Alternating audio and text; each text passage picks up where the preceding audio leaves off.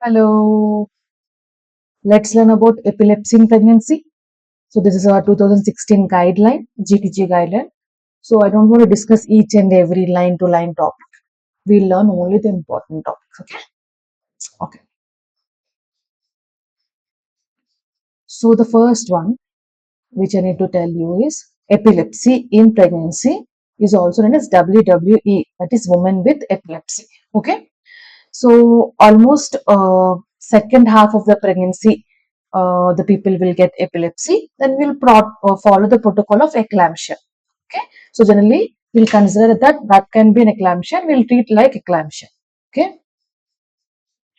So if a lady is having epilepsy and she got pregnant, best is go for monotherapy. Monotherapy means single agent drugs rather than polytherapy, because if you're giving multiple agents, then there are more chance of having congenital anomalies.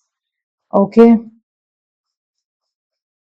so these are the things, and two-thirds will not have seizure deterioration in pregnancy. If a woman with epilepsy got pregnant, two-thirds will not have any effect in pregnancy. That means one-third of the patients will have seizures. Okay, so this is a thing which I want to tell you. Two-thirds will not deteriorate. Okay, will not deteriorate in pregnancy, and one-third will deteriorate. Okay,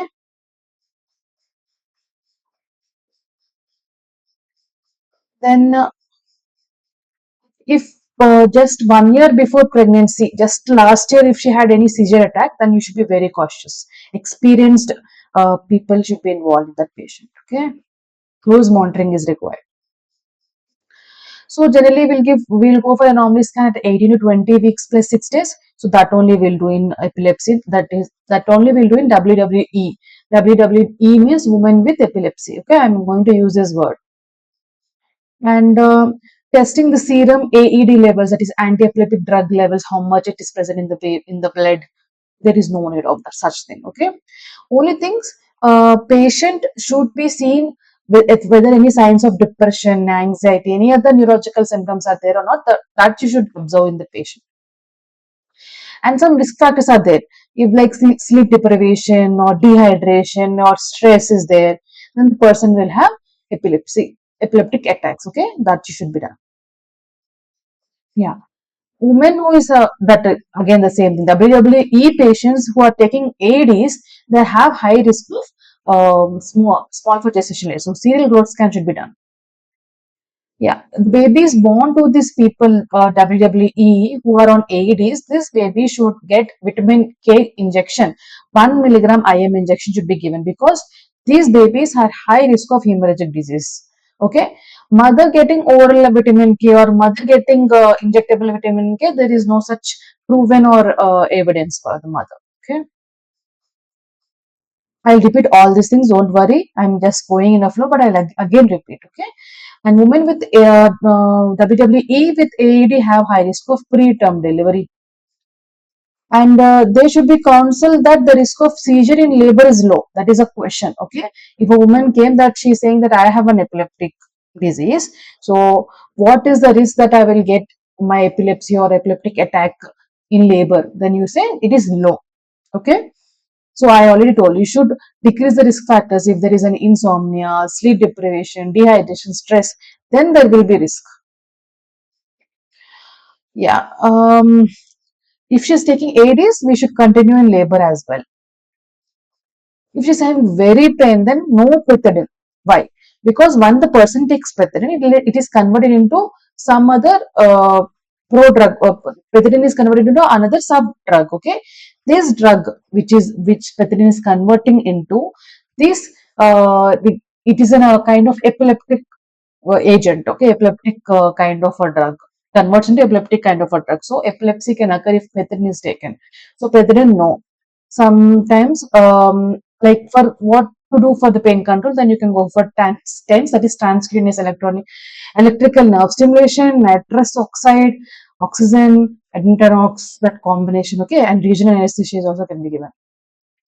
And in case of pethidine, instead of pethidine, you can go for diamorphine. Okay, consult lead unit should be is the place for the delivery. Okay, yeah.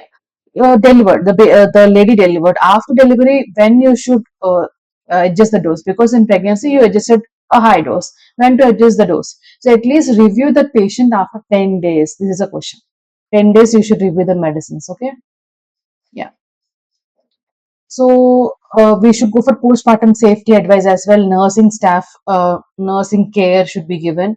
Okay, and patients with epilepsy can land in depression, so we should screen depression also.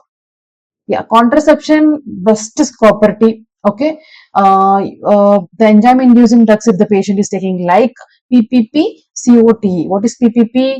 Phenytoin, phenobarbital, primidone, and COTE means carbamazepine, ocarbamazepine, topiramate, and E is eslicarbazepine. These are enzyme inducing drugs. Okay, so any oral contraceptive combined pills if they are taking, then it can result in failure of contraceptive pills. Okay, these drugs if the patient is taking. Best emergency contraception is copper, and uniprostal acetate should not be given in epilepsy. Yeah. So whatever I told you now, it's a glimpse. Again, the same points will be repeating, but important questions I will tell. So women with epilepsy prevalence is 0.5 to 1.1. Sorry, 1, 1. Okay, 0.5 to 1. That is important. Yeah. What is SUDIP? SUDIP is unexpected death in epilepsy. Unexpected, sudden unexpected death in epilepsy. This one. Okay. So that can occur. Sudden unexpected death in epilepsy can occur with the women with epilepsy. Okay. And how much they will ask? 12 out of 14 deaths are there in UK. Then, yeah. See, when you say that patient is seizure free, if there is no seizures for 10 years, if they are not taking any AEDs for 5 years, no seizures for 10 years, not taking AEDs for 5 years. Remember that. Okay. Yeah. What kind of seizure is strongest risk factor for SUDIP? Sudden death. What kind of seizure is the risk factor? Is tonic-clonic seizure. Tonic-clonic seizure has sudden death.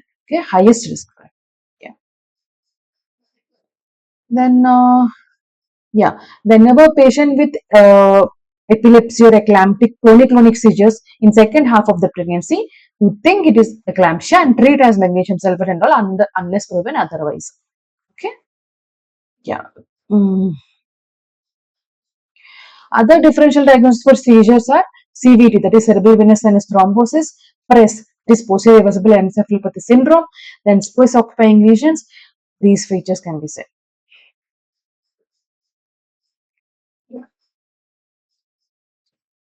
Congenital anomalies, there are risk with the patient who are taking with the AEDs, okay, and which AEDs have least risk?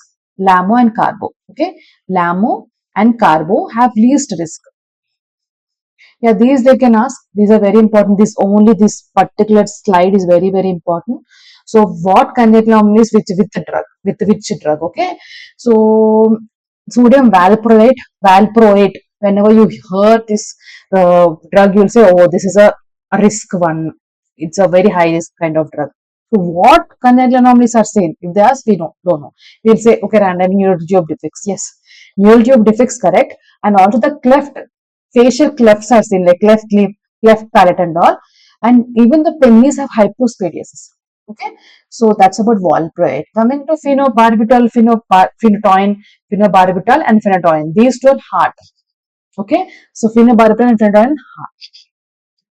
Phenytoin and carbamazepine cleft palate again. Okay, so overall it is neural tube defects and cleft palate, but phenytoin and phenobarbital is congenital malformations.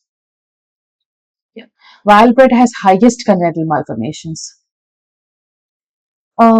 See, if first baby have congenital malformation, if a WWE patient has a first baby with congenital malformation, the second baby has a recurrence of 16.8 per 100. That means 16.8%. Okay, 16.8%. There is a recurrence. Okay, then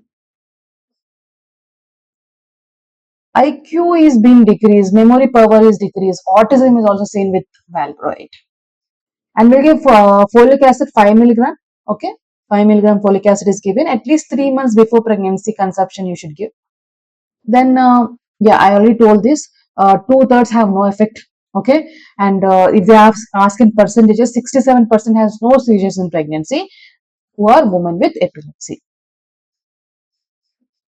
Status epilepticus means 30 minutes, almost half an hour continuously they have the seizures, okay, without recovery. That is very important. 30 minutes very important. Okay. Okay.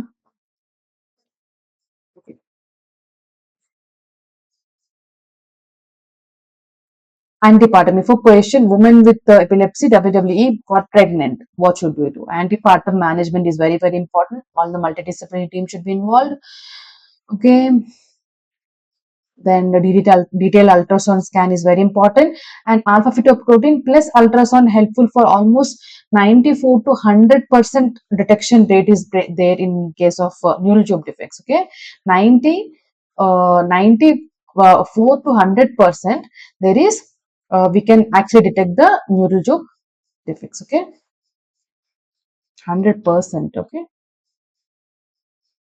then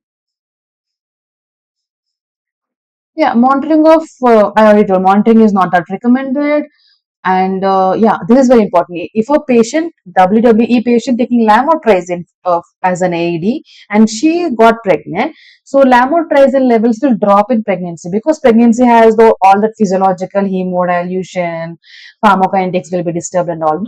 For that patient, lamotrigine will the levels of lamotrigine effect will be decreasing. Okay, almost 70% of lamotrigine is decreased. So some of the people says that they'll increase the dose of lamotrigine during pregnancy. Then, yeah, which are told, depression, anxiety, other neurological symptoms you should address in patient with epilepsy. Yeah, woman who is taking AEDs, and woman is not taking AEDs. So woman is taking AEDs, woman is not taking AEDs. Women who is taking AEDs have high risk of induction of labor, high risk of PPH, high risk of FGR. These three terms are high. Remaining others are all same, like hypertension disorder, cesarean section rate, miscarriage, APH, preterm delivery, fetal death. Everything is same. But women who is taking tablets, they have three things more compared to not taking tablets. Okay, what are those three things?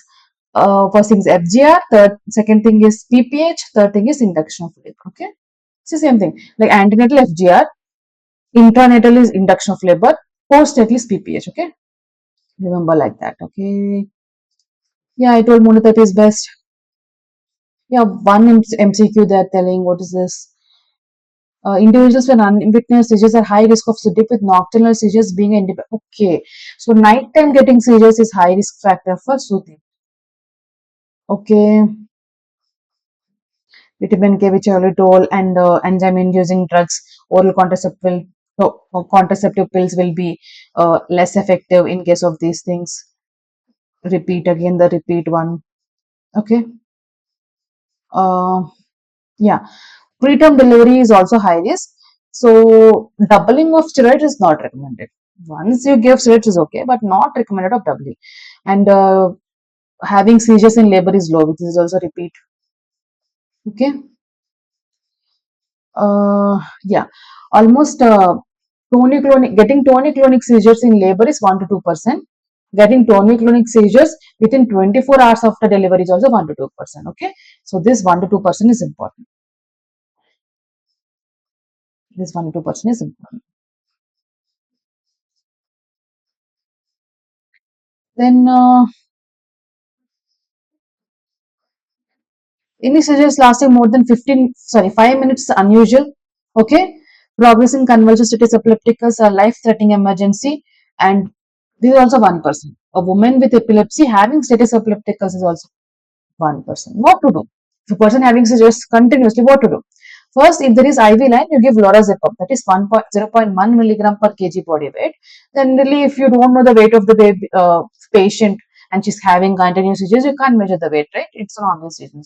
For them, you'll go for 4 milligram bolus dose of lorazepam. And you can repeat after 10 to 20 minutes. Diazepam is best. 5 to 10 milligram is given IV. If the patient had seizures on in bathroom, like washroom, she fell down, and you can't give IV line in the washroom, right? So for that patient, you can give 10 to 20 milligram diazepam rectally. And if the seizures are not controlled, you can repeat after 15 minutes. This is a very important question. They'll give a scenario that a patient with epilepsy, she went to washroom and she fell down and she's having seizures, continuous seizures for more than 5 minutes. What to do? IV diazepam, IV lorazepam, rectal, this all they'll give. So rectal diazepam is the answer. Okay, and very important I learned is repeat after 15 minutes. So phenytoin can be given 10 to 15 milligram per kg body weight, and adult dose about 1000 milligram is given. Okay, and after controlling of the seizures, we can continually go for electronic fetal monitoring, and if the fetal heart rate is not being recovered, then you should go for termination of pregnancy. If it is fully dilated, you should go for expulsion. If not fully dilated, you go for cesarean section. Yeah. Yeah, which I already told. Pethidine, no. I already told pethidine. Yeah, this one I forgot. Norpethidine. Okay, pethidine is converted into norpethidine, which is an epileptogenic. Mean it causes seizures. So no pethidine. No pethidine. Okay. Some important question I learned is general anesthesia drugs like ketamine, sevoflurane. These are also contraindicated because they are also what you say. They also decrease the seizure threshold. That means if person if I am a WWE patient, my seizure threshold is this much of seizure threshold. Okay, so if I attempt this much, then I'll get seizures. But these ketamine and sevoflurane, what they'll do, the threshold they'll make down. So with this much only, I'll get seizure attacks. Okay, so that's why we should not go for ketamine and sevoflurane. I'll explain you one case scenario. She's a nursing staff. Okay, she came for DNC while I'm doing my residency, and we used to give ketamine as a short general anesthesia, not we, like anesthesia people used to give, so that we can do these DNC procedures at all. So this nursing staff, she didn't like disclose her that she's having epileptic attacks and she's on medication on and off. Okay, she didn't tell that. So we shifted her, we painted her, and they started giving ketamine. And on table, she got seizure attack at that time. Then again, they gave all those anti-epileptic drugs, and we control, and we didn't do DNC and anything. Then after she got recovered, then we asked, "What do we have any seizure like episodes past?" And then she's saying, "Yes, I have a past history of seizures. I am on medicines on and off." So this is the reason. Okay, so ketamine, like sevoflurane, these should not be given because they decrease the threshold. That happened to that lady. Okay. Um. Yeah. Water birth also. See, if you have any seizure attacks in water birth, there is risk, right? Yeah. Women like WW patients should be advised to continue their drugs even postnatally also. But you'll review of 10 days. Good. 10 days you'll review. That is the thing. Good. You'll encourage her breastfeeding. Breastfeeding people like some of the drugs will go in breast milk also. So babies born with epilepsy, like sorry, babies born to the mother with AED, then that babies can have lethargy, difficulty in feeding, excessive sedation, withdrawal symptoms like crying and all. These are seen. These are seen. Okay.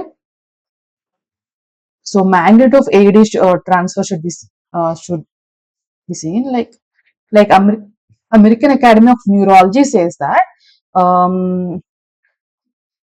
the increasing concentration of AED in neonates by 25% during a follow-up period to be clinically important. Okay, if you measure AED concentration, like if it is more by 25% increase, then that is something wrong. That is something wrong. Okay. So, AEDP mothers, if they're breastfeeding, then the baby have cognitive effects or something? No, there is no cognitive impairment or IQ impairment, nothing like that. Okay, psychomotor development is good. Actually, in fact, the patients who are breastfeeding, they have good psychomotor development compared to non-breastfeeding ones. Okay, safety of the mother should be given because they can have seizure attacks at any time, right? So that, yeah, this is very important. Depression is seen in case of epileptic patients.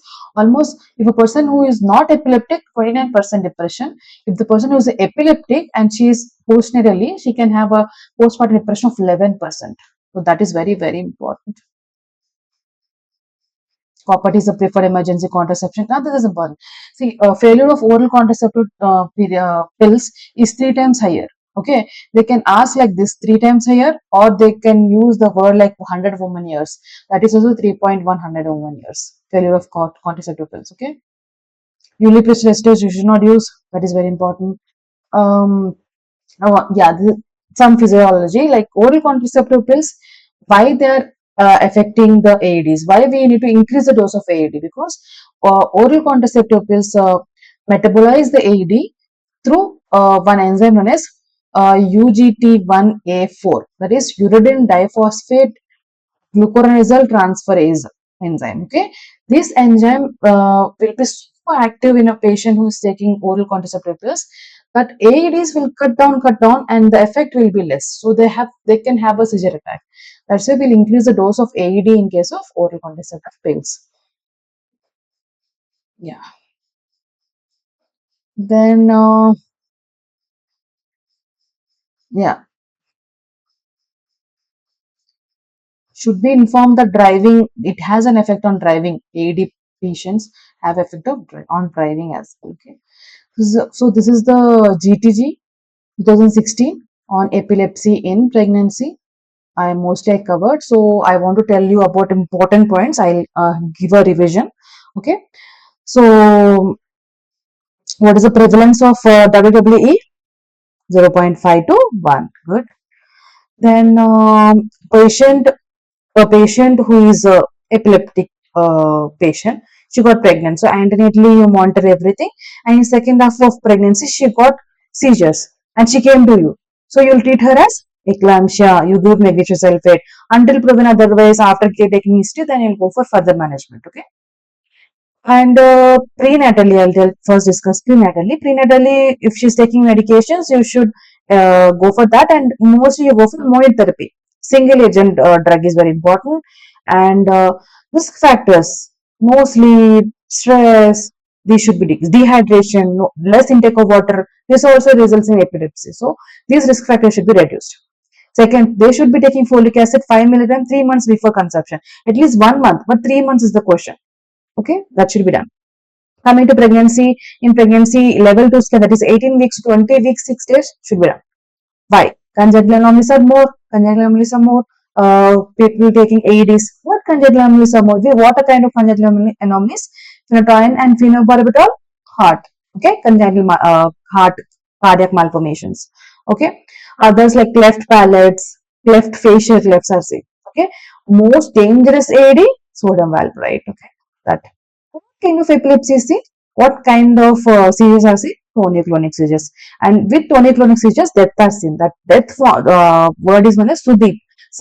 Sudden, unexpected death due to epilepsy. Okay. Then, yeah, tonic-clonic seizures. What is status epilepticus? Seizures more than 5 minutes or almost 30 minutes they have seizures. Continuous seizures without recovery. Okay. If the patient having status epilepticus, what to do? If she's having IV, then what to do? Give IV lorazepam. How much? 0.1 milligram per kg body weight. No, if you don't know the weight, then 4 milligram bolus, and you leave it after 10 to 20 minutes. Okay. And there is no lorazepam in my labor room. What to do? You go for diazepam, 10 to 20 milligrams IV. Okay. And she fallen in washroom. There is no IV line. Then what to do? Then you go for diazepam, rectal suppository, and you can repeat after 15 minutes. If there is no lorazepam, no diazepam, then in your labor room you'll have phenytoin. Then you'll give phenytoin 10 to 15 milligram per kg body weight.